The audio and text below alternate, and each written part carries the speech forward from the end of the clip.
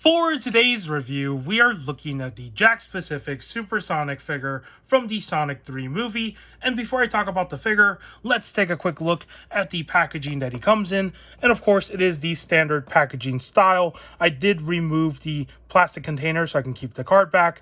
And on the front side here, you do have your cast of characters from this movie.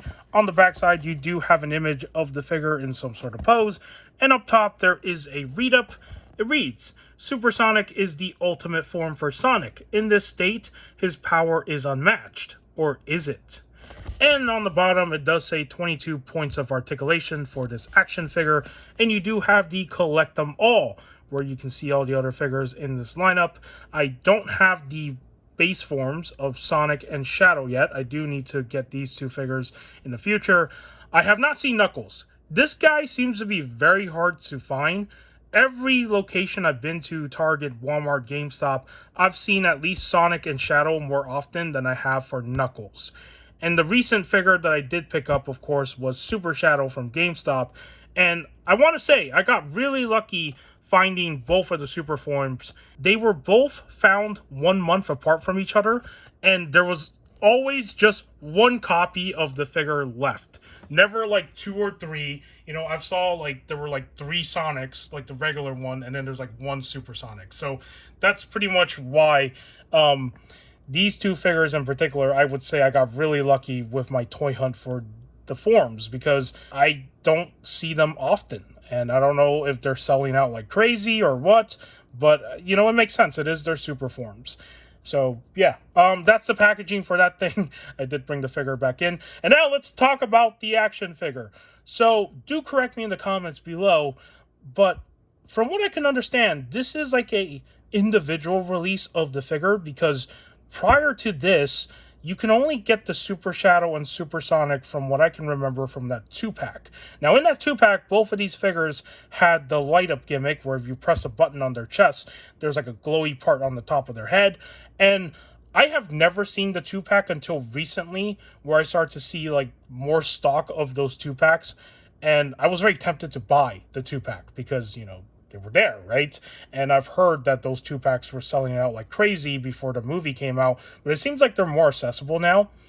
Until I got word that they were releasing them individually without the light up gimmick, so you didn't have to buy that specific version. And I was like, okay, I'll just wait for this version of the figure so I don't have to worry about the whole light up stuff, because the thing about having batteries inside action figures is that over time you have to take out those batteries, because when batteries get old, they start to mold and it's a hassle to clean up. So, you know, a version where they don't have the light up gimmick, that's pretty cool and it's good for me. So I'm very happy that I found this figure randomly as I was hunting for Cyborg Superman. So, in terms of the overall sculpt of this figure, I think they did a really good job. Now, I don't have a lot of Jakks-Pacific action figures. I do have the Mario movie ones, and from what I can tell, it's similar to how they made those Super Mario movie figures. So let's start with the eyes.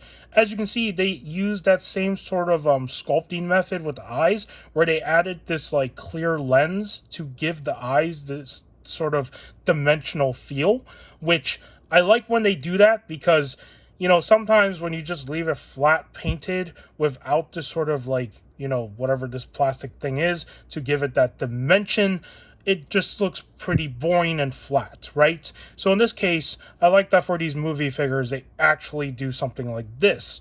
So that's pretty cool.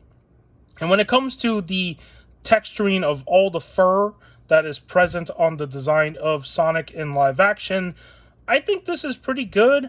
I mean, again, this is all plastic, right? You're not going to expect this to have real, you know, cloth-like fur material for the action figure, because that would be a very different way of sculpting an action figure. And it's very hard to do in action figure form too, using that type of material. So with what they had to work with, all the texturing on this figure is actually pretty freaking solid. So there's the head. You can see all of that. There's his body, his chest area, there's his legs, and of course there's the backside of the figure. You can see all that texturing sort of thing, and even the sculpting of these, like, I don't know what to call this. It's just part of his design. You can say it's his hair, right? Like all this stuff, sticking out, really nicely sculpted. And of course, he has his tail right there on the back. And for his gloves, as I almost lost my train of thought right there, they're nicely sculpted as well. So that's pretty cool.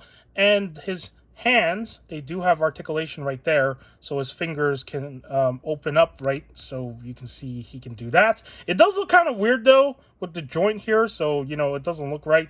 That's why I always keep it this way. I think most people just keep his hands in a fist form because it looks weird, but it's cool that they at least have articulation right there.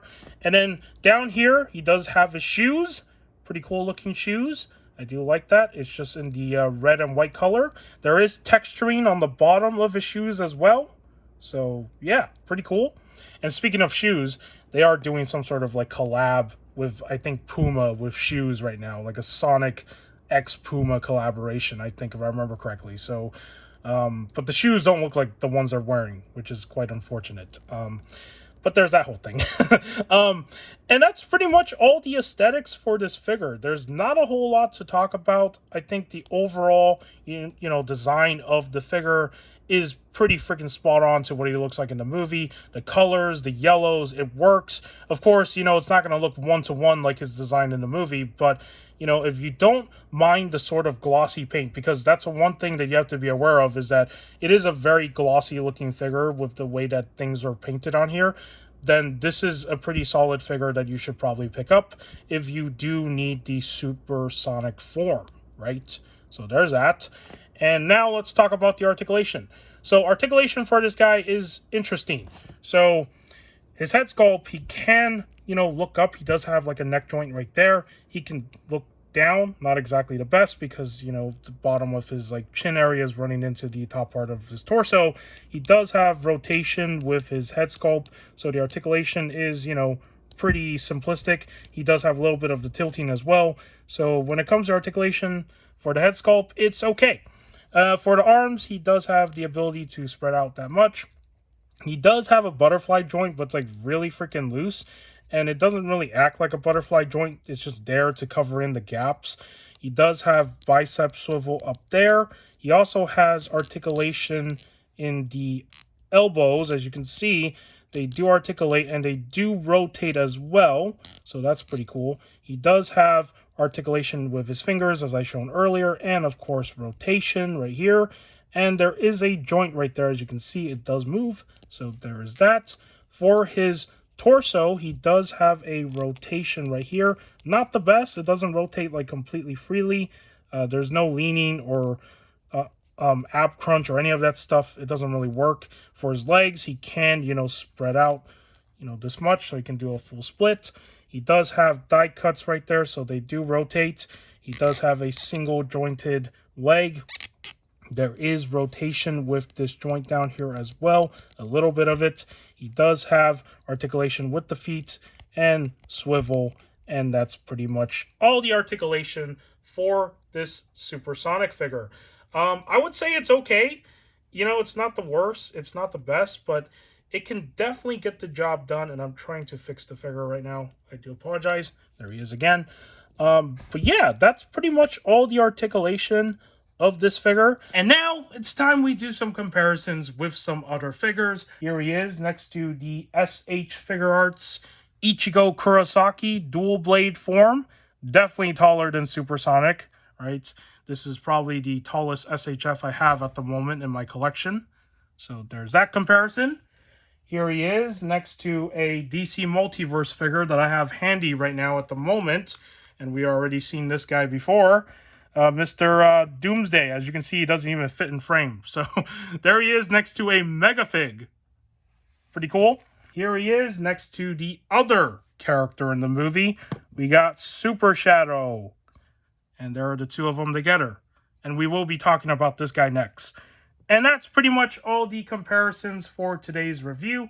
If you found today's review of the Supersonic figure informative, do give this video a like. If you want to subscribe for more action figure content and whatever else I do on here, it would be much appreciated. And with that said, take care, and I will see you in the next video.